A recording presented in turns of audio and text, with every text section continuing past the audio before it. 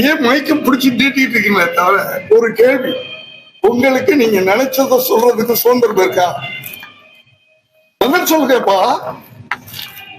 நான் உங்களை கேக்குறேன், நீங்க நினைச்சத மீடியால சொல்றதுக்கு உங்ககிட்ட சுதந்திரம் இருக்கா?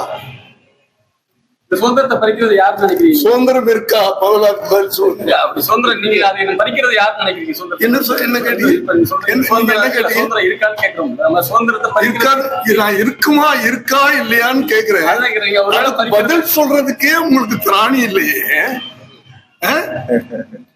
அப்ப இவ்வளவு பெரிய ஒரு கட்சி அமைச்சு இவங்களோட போராடி ஜெயிக்கணும்னு வர்றாரு, அவருக்கு எவ்வளவு எதிர்ப்புகள் இருக்கு, ஆனா பயம் இல்ல இருக்கு.